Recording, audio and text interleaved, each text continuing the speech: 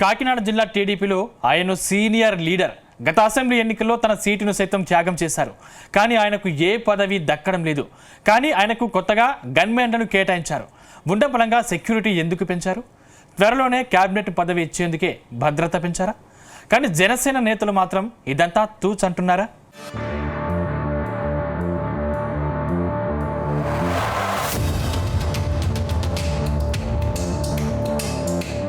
పిఠాపురంలో పవన్ కళ్యాణ్ పోటీ చేసి గెలిచారు. డిప్యూటీ సీఎం అయ్యాక నియోజకవర్గాన్ని అభివృద్ధి పథంలో పరుగులు పెట్టిస్తున్నారు. కానీ సీటు త్యాగం చేసిన టీడీపీ మాజీ MLA Pithapuram regional coordinator SVSN Varma మాత్రం దిక్కుతోచని స్థితిలో పడ్డారు. కూటమి సర్కార్ అధికారంలోకి వచ్చిన 15 నెలల్లో ఆయన ఎన్నో అవమానాలు, ఎన్నో అనుమానాలు ఎదుర్కొన్నారనే ప్రచారం ఉంది. ఆయన వైసీపీలో చేరిపోతారంటూ పెద్ద ఎత్తున ప్రచారం జరిగింది. మరోపక్క పిఠాపురంలో జనసేన ఎమ్మెల్యే, కాకినాడ పార్లమెంటులో జనసేన ఎంపీ ఉండడంతో వర్మకు ఊపిరి సలపకుండా చేస్తున్నారు. డిప్యూటీ సీఎం తన నియోజకవర్గ పర్యటనకు వస్తే పోలీసులు వర్మను అడ్డుకుంటున్నారు. ఆయనకు ఎలాంటి సమాచారం ఇవ్వకుండా ఎంపీ ఉదయ శ్రీనివాస్ దూసుకుపోతున్నారు. దీంతో వర్మ రోజురోజుకు తన మాటల వేడి పెంచారు. పిఠాపురంలో పరిపాలన బాగోలేదు. ఇసుక, మట్టి అక్రమ రవాణా జరుగుతోంది. చెరువులు తవ్వేస్తున్నారు. పోలీసుల పనితీరు అధ్వానంగా ఉంది. దోపిడీలు జరుగుతున్నాయి అంటూ ఆరోపణలు చేశారు.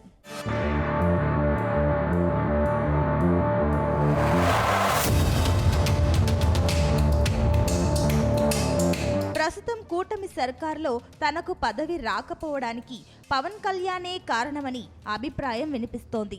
ఇప్పుడు ఇదే విషయమై కూటమి పార్టీల నేతలే గుసగుసలాడుకుంటున్నారు. అయినా వారిని అధిష్టానం కంట్రోల్ చేయడం లేదు. ముఖ్యంగా మెగా బ్రదర్ నాగబాబు ఎమ్మెల్సీ అయ్యాక వర్మకు మరిన్ని కష్టాలు ఎదురయ్యాయి. పిఠాపురం ప్రజలు, ఓటర్లు, అభిమానులు పవన్ను భారీ మెజారిటీతో గెలిపించారు. ఎవరైనా పవన్ గెలుపుకు తామే కారణమని అనుకుంటే అది వారి కర్మ అంటూ నేరుగా వర్మను నాగబాబు టార్గెట్ చేశారు.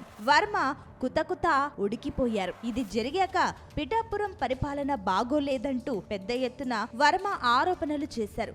పోలీసులు, రెవెన్యూ అధికారులను ఎప్పటికప్పుడు టార్గెట్ చేస్తున్నారు. మరోపక్క టీడీపీ, జనసేన మధ్య వివాదాలతో పనిచేయలేక పలువురు అధికారులు పిఠాపురంని వదిలేస్తున్నారు. కొత్తగా అధికారులు రావడం లేదు.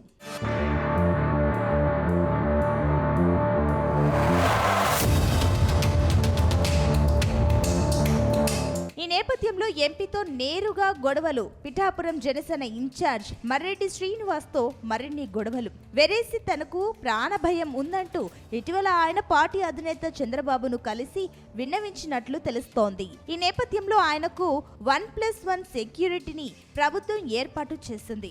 ఇంకేముంది, వర్మ అనుచరులు సంబరాలు చేసుకున్నారు. ఆయనకు క్యాబినెట్ పదవి వస్తుంది, అందుకే ముందుగా సెక్యూరిటీ ఏర్పాటు చేశారంటూ పూజలు చేశారు, సంబరాలు జరిపారు, కేకులు కట్ చేశారు. వర్మ కూడా తన వెంట గన్మెన్లను పెట్టుకొని ఎక్కడికక్కడ హైలైట్ చేస్తున్నారు. వారితో ఫోటోలు దిగి సోషల్ మీడియాలో పెడుతున్నారు. ఇప్పుడు ఈ వ్యవహారం కాస్త కూటమి పార్టీలో చర్చగా మారింది. ఆయనకు నిజంగా ప్రాణభయం ఉందా? అందుకే గన్మెన్లను కేటాయించారా? లేక భవిష్యత్తులో ఇవ్వబోయే పదవి కోసం ముందుగానే ఈ గన్మెన్లను ఇచ్చారా అన్న చర్చ జరుగుతోంది. వాస్తవానికి ఇప్పుడు రాష్ట్ర స్థాయి కార్పొరేషన్ చైర్మన్లను కొన్ని మాత్రమే ఖాళీగా ఉన్నాయి. అవి వర్మ హోదాకు సరిపోవని ఆయన అనుచరులు చెబుతున్నారు. ఇప్పట్లో రాజ్యసభ, ఎమ్మెల్సీ సీట్లు ఖాళీగా లేవు.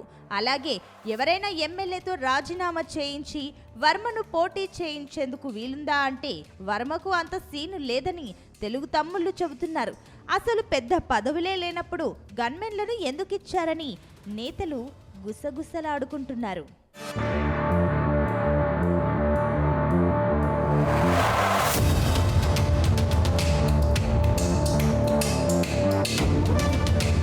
ఇక్కడే మరో టాక్ సైతం వినిపిస్తోంది. ప్రస్తుతం వర్మ రియల్ ఎస్టేట్ వ్యాపారంలో ఉన్నారు. హైదరాబాద్ లోను వర్మ వ్యాపారాలు చేస్తున్నారు. అంతకు మించి ఆయనకు ఎలాంటి ఇబ్బందులు లేవు. గత వైసీపీ ప్రభుత్వంలో పెద్ద ఎత్తున ఆరోపణలు చేసినప్పటికీ ఆయనపై పెద్దగా కేసు పెట్టిన దాఖలాలు లేవు.